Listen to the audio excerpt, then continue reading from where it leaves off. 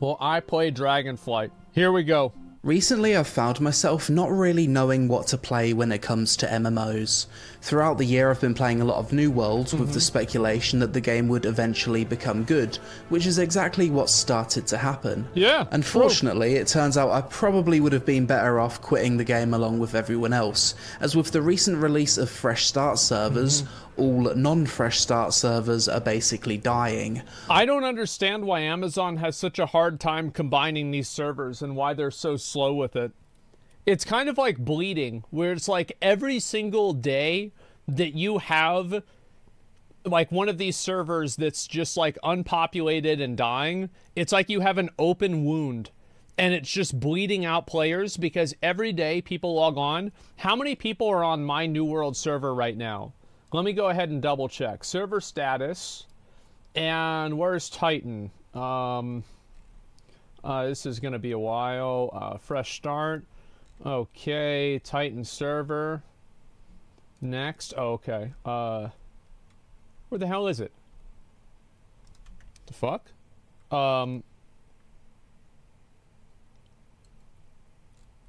It's one. Oh, there it is. Yeah, I see it now.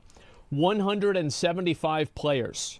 Sorry about that. I don't know why I was having trouble finding it. So yes, there you go. So my server right now has 175 people online. Guess what? The experience I'm having playing this game is diminished because of this. Like, my experience as a player is worse. Their experience is worse. Their experience is worse. Theirs is worse. Theirs is worse. Theirs is worse. And so is theirs and theirs and theirs. Now, as you can see, there are a lot of servers that are out right now that have very healthy, good populations. But some of these servers that are just dying, there is no reason that it should not be fixed immediately.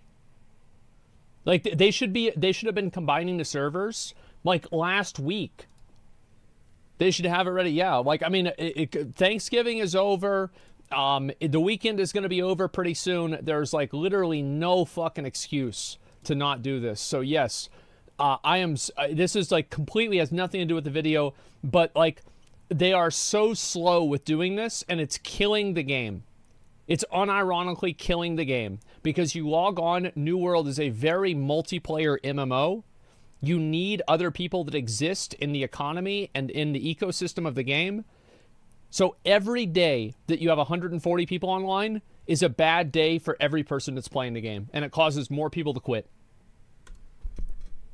Old characters will never be allowed to transfer to fresh servers either. Yeah. So I don't really know what to do with that game.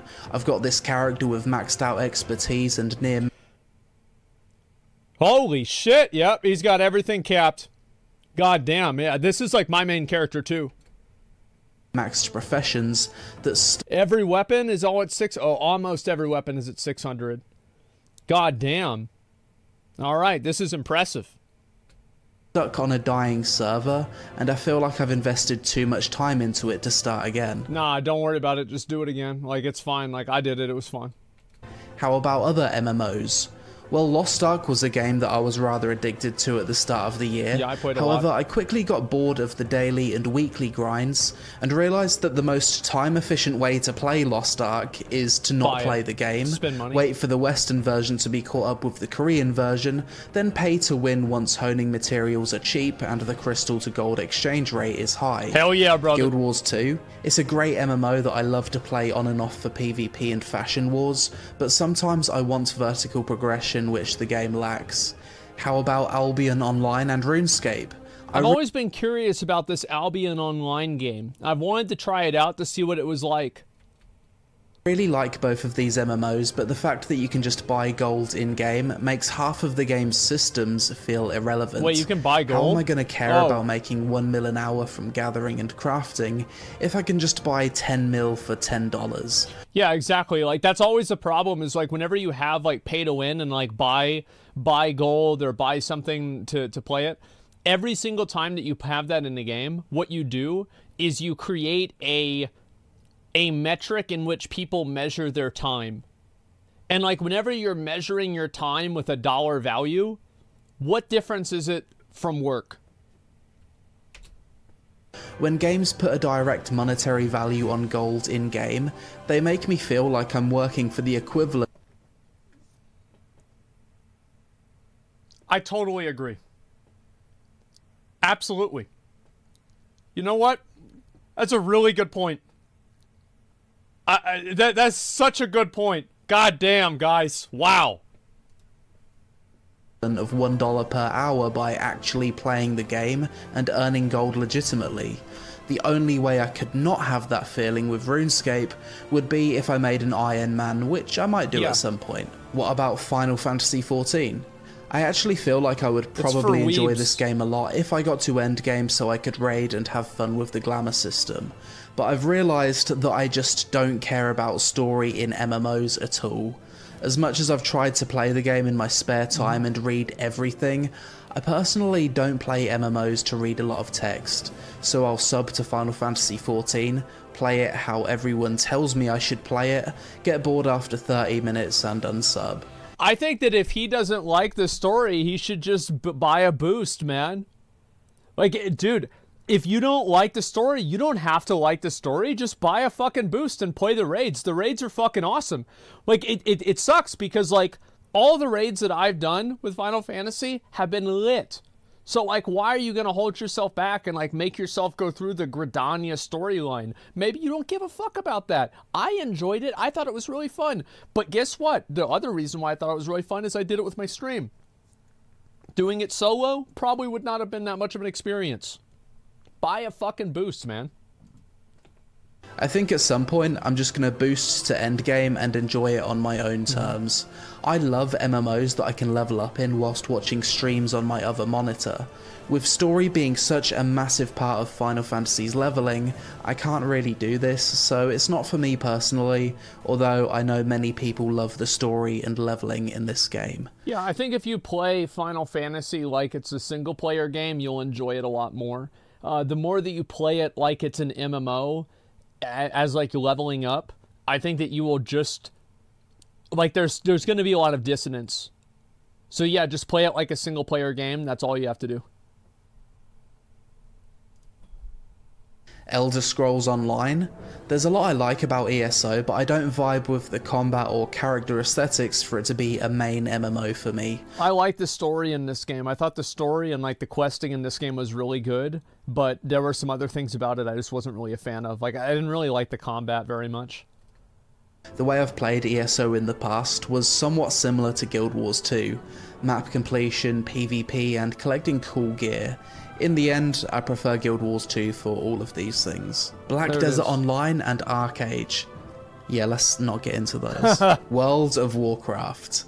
I haven't played through a full WoW expansion since Mists of Pandaria and Warlords of Draenor. Okay. Each expansion since then I've played less and less. I played through about 50% of Legion. I subbed to BFA for about one patch. I feel like Legion was really good to play. Like, it was fun. Like, that was a good expansion overall. There were bad systems and everything, but overall it was a good expansion.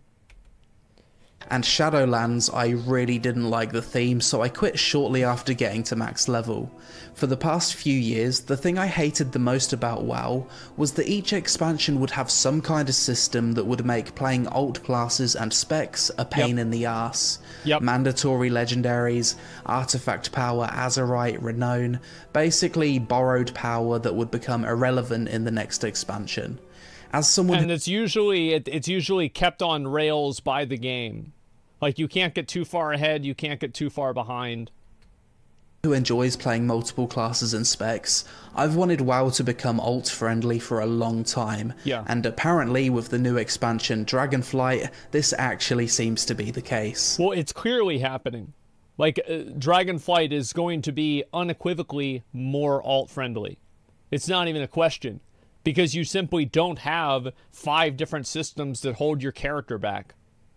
Like, there's... Well, I mean, Cap, like, no, it's just true. Yet?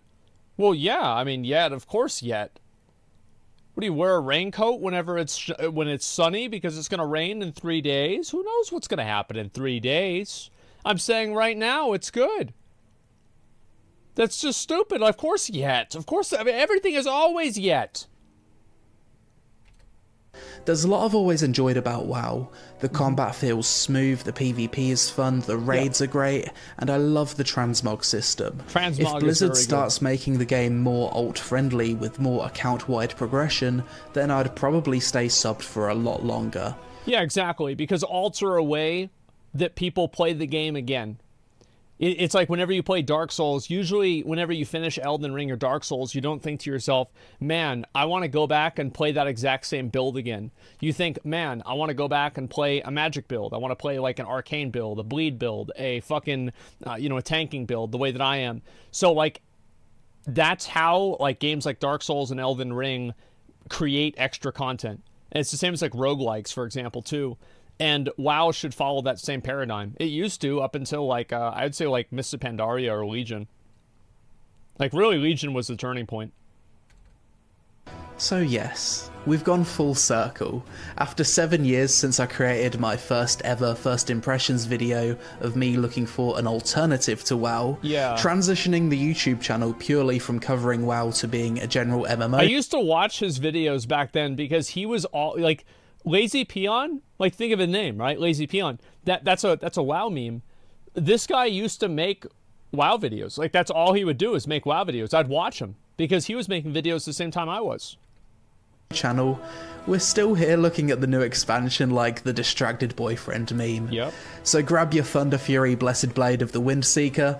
Today we're back in Azeroth, seeing what's new, preparing for Dragonflight and choosing a class to main for the expansion. As of recording this video, it's the World of Warcraft Dragonflight pre-patch, which means it's time for me to choose a main class or main classes for this expansion. So the way I typically approach this is I whip out a Word document and I write down my requirements as well as every class in the game.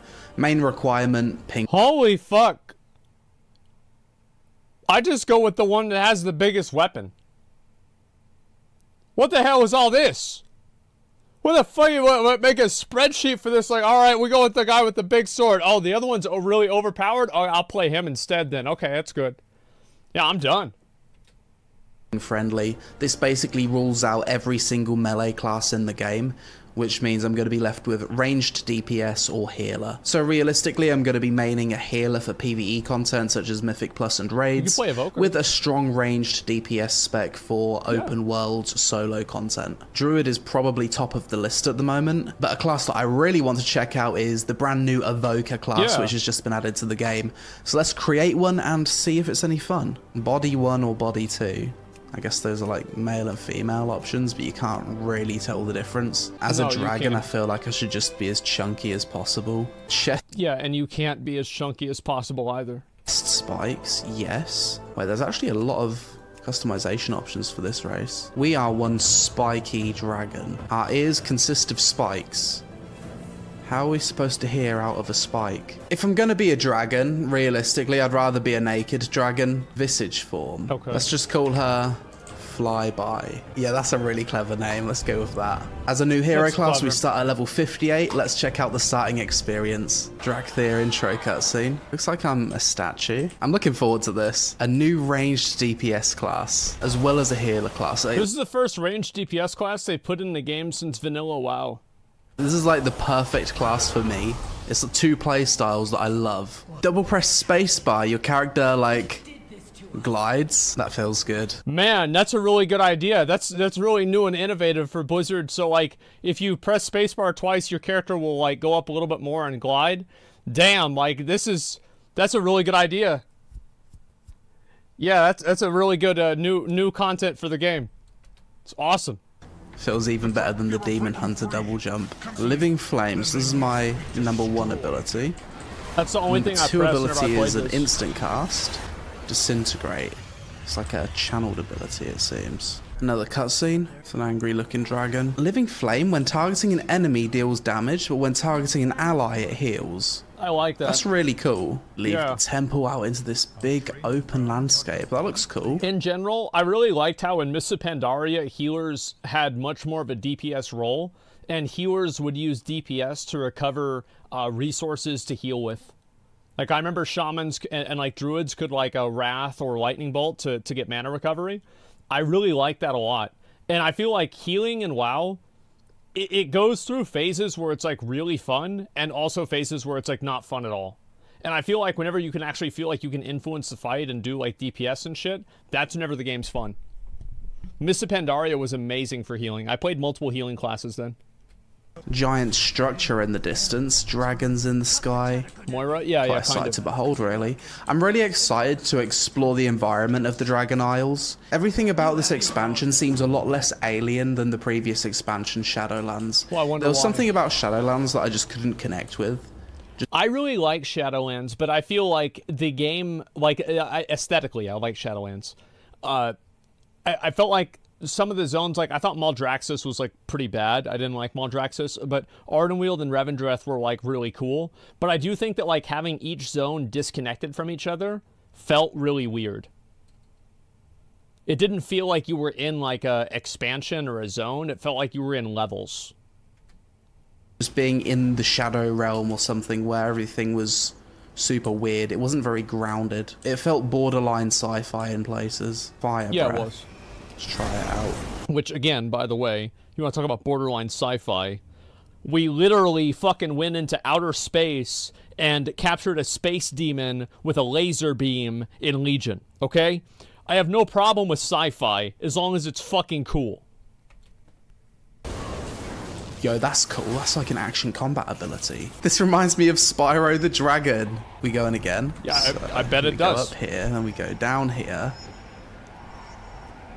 This is fun. I like this. 50% of Enjoy it while it lasts because it got nerfed. For no reason.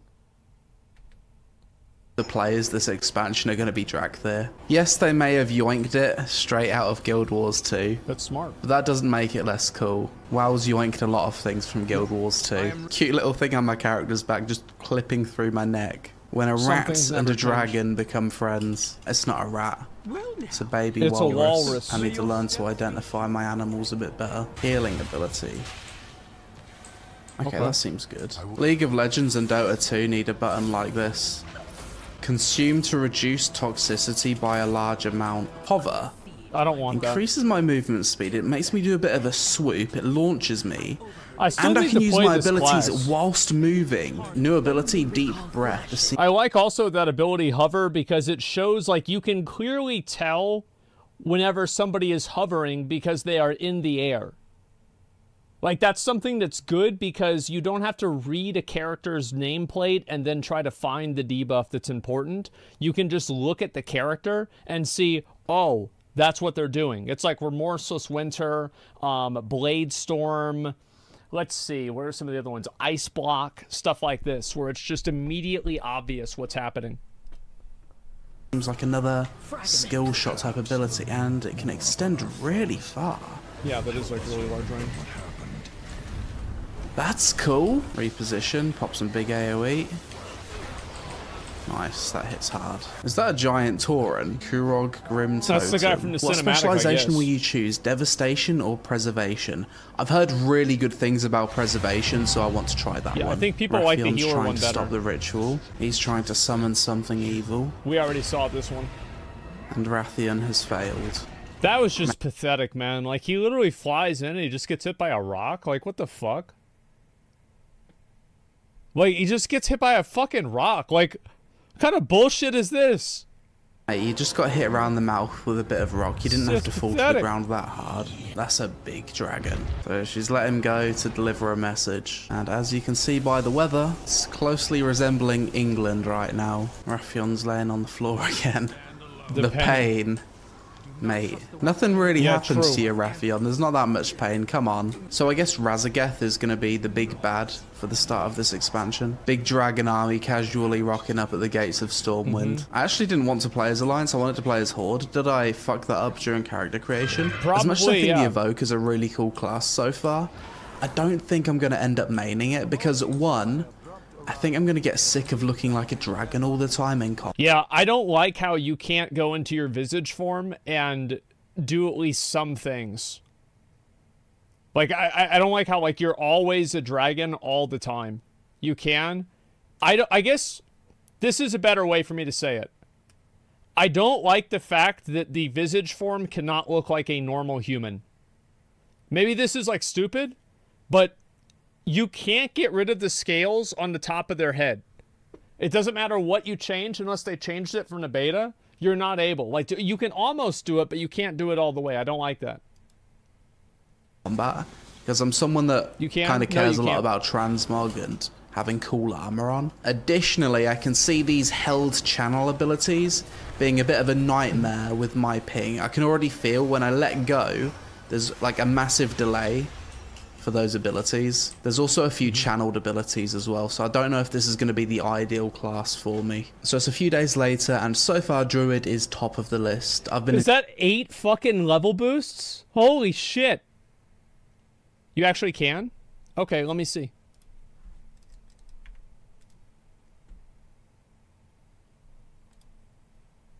Drakthir. Let's see. We're gonna do male, customize. Okay, so how do you do it?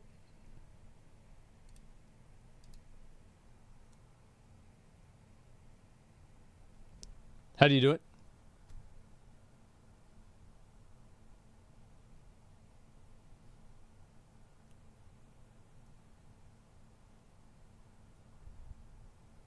You can't. Mods can go back into the VOD and ban the people that were spamming that you could. Go back into VOD if you want to. If you feel like if you're in a bad mood, go ahead.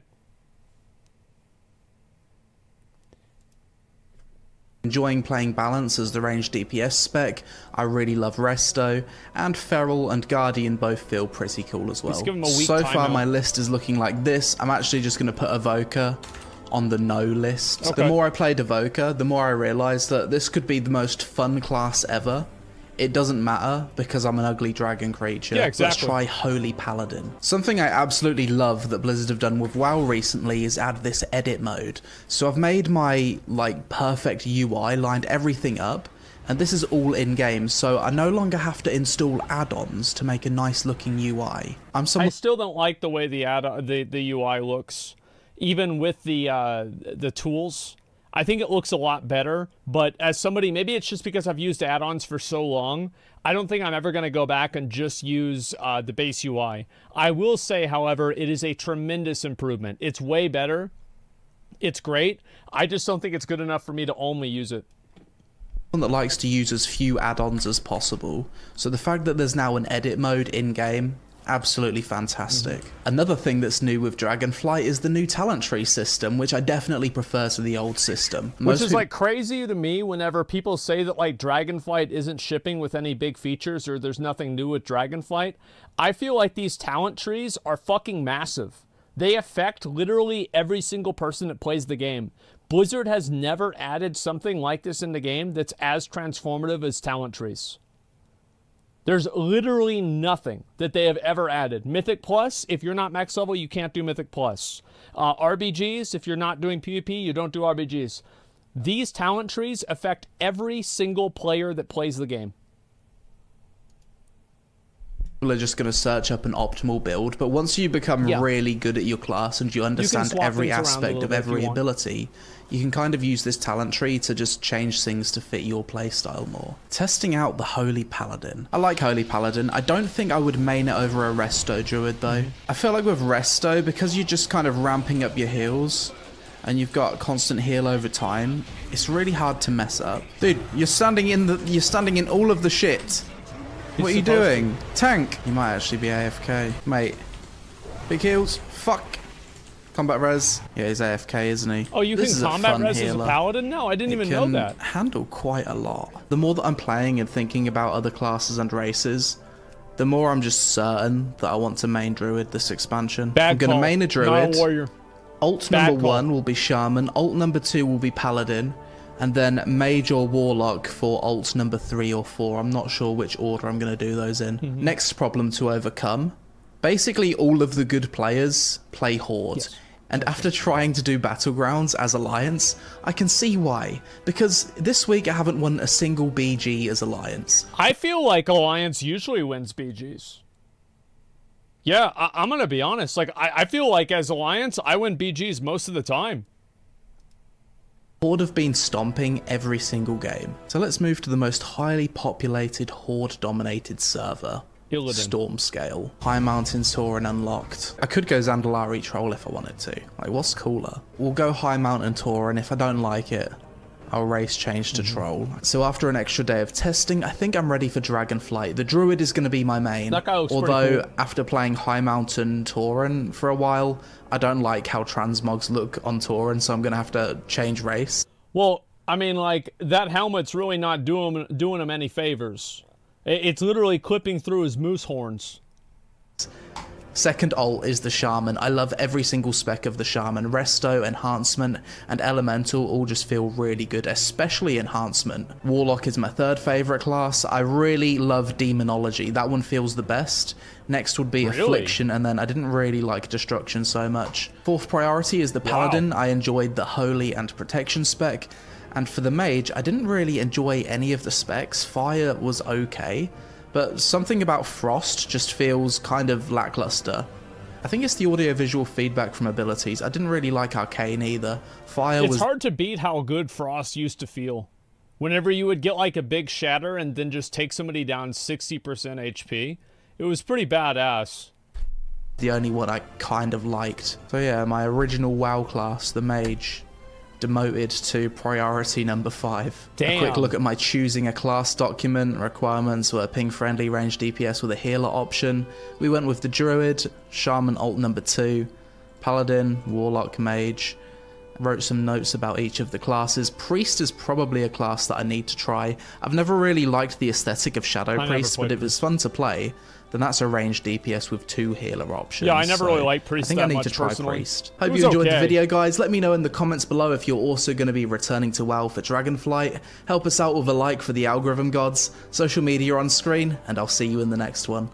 That was a good video. I like that. Yeah, he was talking about a lot of normal stuff. It's like this is. I feel like this is a lot of the decision-making process that people go through in the game. Let me link you guys the video. It just came out a little while ago, so make sure to give it a like, give them a sub, make a comment, help it in the algorithm. It's very easy to do that. Yeah, what's this here? An PM banger. Yeah, I thought this was a good video. It's interesting to see how, as I said, somebody coming back to the game, like the decisions that they're making, like things that they worry about or think about, etc. 370 can play some classes due to ping whenever some top 10 world players play in EU but live in an A. Maybe because he doesn't like the way it feels. I don't know. I mean, that's probably why he doesn't like the way it feels. But yeah, if you just like playing as Ugly Dragon, don't pick a Zandalari Troll. Yeah, they're pretty fucking stupid. Absolutely. So yeah, this is a good video. I'm excited about Dragonflight, as I've said before. I know there's a lot of people who are, you know, they've quit World of Warcraft and they've mentally quit the game, and that they don't like the idea of people coming back and being excited for a new WoW expansion. But I am excited. I hope it's going to be good, and if it's not, I'll survive. That's about all there is to it.